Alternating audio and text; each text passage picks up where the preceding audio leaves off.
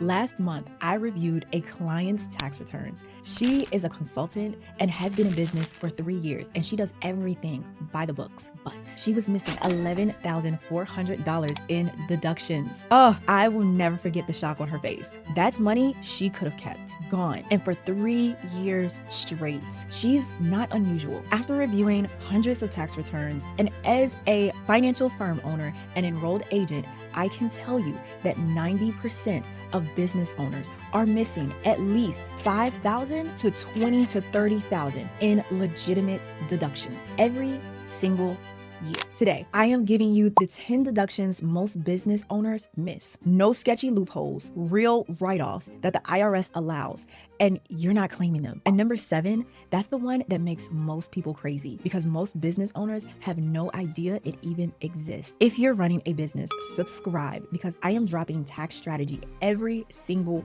week that will save you thousands. All right, let's get your money back. The foundation. Before I give you the list, let me quickly explain what a tax deduction actually is, because if you don't get this, the rest will not make sense. And if you already understand, everything is timestamped, so skip this part. All right, a tax deduction is an expense you subtract from your income before you calculate your taxes. If you made $100,000 and have $20,000 in deductions, you only pay taxes on $8,000. More deductions, less taxes. That's it. So why do people miss them? Number 1, you don't know it's a deduction. The IRS does not send business owners a checklist. If you don't know to claim it, you don't claim it. Number 2, you don't have the proof. You'll spend the money, but you don't have the documentation for it. No receipts, no deductions. Number 3, you're scared of an audit, so you underclaim to play it safe. But playing it safe is costing you thousands of dollars a year. Remember the consultant I told you about earlier? She was also kind of okay underclaiming because of the fear of an audit. And I get it. I get that fear. But if it's a legitimate business expense and you have the documentation for it, you claim it. That is not aggressive. That is smart. Now, let me show you what you're probably missing, starting with the one almost everyone gets wrong. Deduction number 1, the home office deduction. I know you have heard of this one, but most people either don't claim it because they're scared of an audit, or they claim it wrong and leave money behind. So let me bust a myth really quick. The home office deduction is not an automatic trigger for an audit. That's outdated thinking. If you have a legitimate space that you use regularly and exclusively for business, you are entitled to this. Let me show you 2 ways you can calculate your home office. The simple way, multiply your office square footage by 5. The max square footage is 300 square feet, so the most you can deduct is 1,500. It's an easy calculation, no receipts needed, but it's usually a smaller deduction. Method number 2, the actual expense method. So you figure out the percentage of your home office compared to your actual house. Then you deduct that percentage of your actual household costs. So let me walk you through the math. If your home is 1,500 square feet and your home office is 150 square feet, 150 divided by 1,500, that equals 10%. So your office is 10% of your home. Now, figure out your annual housing costs. That's rent, that's mortgage interest, that's utilities, insurance, repairs, everything. Let's say it totals $24,000. That's $24,000 times 10%, which equals $2,400. With the simple method, you'd get $750. With the actual expense method, you'll get $2,400. That is an extra $1,650 just by doing the math. So run your numbers and take whatever is higher. Deduction number 2, health insurance premiums. This is one of the biggest deductions you can take and one of the most misunderstood. And if you are paying your own health insurance, make sure this is on your return. I see it missed all the time. All right, deduction number 3, retirement. Number 3 is near and dear to my heart. It is retirement contributions. This is the deduction that can save you the most money, and most self-employed people are not using it. This one drives me a little nuts because it's such an easy win. I have seen people that will spend everything that they have in their 30s and 40s, and then by their 60s, they are scrambling. All you need is one account and consistent contributions. That's the difference between retiring on your terms and working because you have to. So let me keep this simple. You can open a special retirement account that lets you contribute way more than you would in an IRA. The easiest one is called a SAP account, SEP. The way this account works is that you can contribute up to 20% of your self-employment profit or up to $70,000 in 2025. All right, let me give you a quick example. If you made $120,000 and you made $100,000 in net profit, you contributed $25,000 to your SAP IRA. Now, your taxable income is $75,000 instead of $100,000. And at a 30% effective tax rate, that's $7,500 you just saved. And now you have $25,000 growing in your retirement account. And what does all this mean? That means you save on your taxes today and you build your wealth for tomorrow. That's a double win. This is one of the first things I set up for all of my clients. All right, deduction number 4, vehicle expenses. That's client meetings, picking up supplies, networking events, driving to the post office to ship orders. If you are using your car for business, you can deduct it. Most people use the mileage rate because it's simpler. And for 2025, it's 70 cents per mile. So if you drive 10,000 miles for business, that's $7,000 that you can deduct.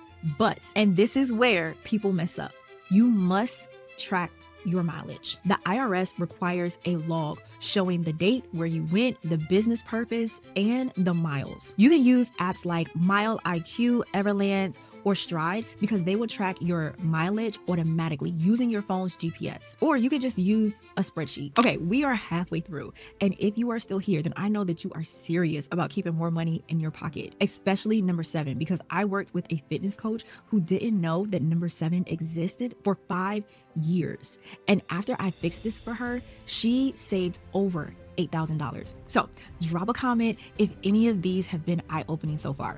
Number 5, professional development. Thing that you spend your money on to improve your skills or grow your business knowledge, deduction. That's $2,000 for a marketing course, deduction. The $500 mastermind membership, deduction. The business books from Amazon, deduction. The conference you purchased the ticket for, you flew to, you got a hotel for, all of it, deduction. Here's the rule. It has to relate to your current business. So you can't deduct law school if you're a graphic designer, but a design software course or a business marketing training, of course, you can write it off. Number 6, softwares and subscriptions. Every digital tool you use to run your business is deductible. That's QuickBooks, Canva, Zoom, project management tools, email marketing tools, scheduling software, website hosting, cloud storage, AI tools, and the list goes on and on. These add up fast. Believe me, I know. You have $30 here, $15 here, and $25 here, and that's monthly. And before you know it, are spending like $100 to $300 per month on softwares and subscriptions. That is $1,200 to about $3,000 a year in deductions. So go through your credit card statements. It should be a part of your business account, but I'll forgive it this time. But go through your credit card statements, and every business subscription you are paying for, it should be on your return. All right, deduction number 7. We got to 7. Number 7, self-employment tax deduction is the one that I promised. Almost no one knows about this one, and it makes me want to shriek people. So let me back up. When you have a regular job, your employer pays part of your Social Security as well as your Medicare taxes. You, as the employee, split it with the employer. So when you are self-employed, you have no employer. You are the employee as well as the employer. So you pay the whole amount, both halves. And that is a total of 15.3% of your profit on top of your regular income tax. Now, here's what most people do not realize. You can deduct half of your self-employment tax from your income. If you pay $10,000 in self-employment tax, that's a $5,000 deduction. That $5,000 come off your income before you calculate your income tax. This should happen automatically when you file, but I have seen some returns where this is missing. And it's usually because something was entered wrong in the tax software. So if you file your own taxes, pull up your return and make sure this deduction is there. If not, you will overpay. All right, deduction number 8, business meals. You can deduct 50% of your meals when you are discussing business with clients, prospects, or even a business contact. What doesn't count Is eating alone at your desk or grabbing coffee by yourself? Meals with friends where you don't actually talk about business?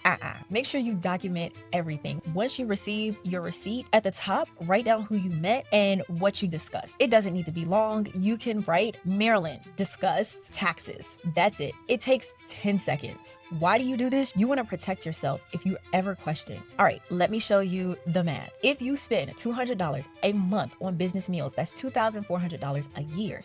You can deduct $1,200. I know it's not huge on its own, but with all these other deductions, it adds up. Okay, moving on to deduction number 9, bank and payment processing fees. Here's a rule.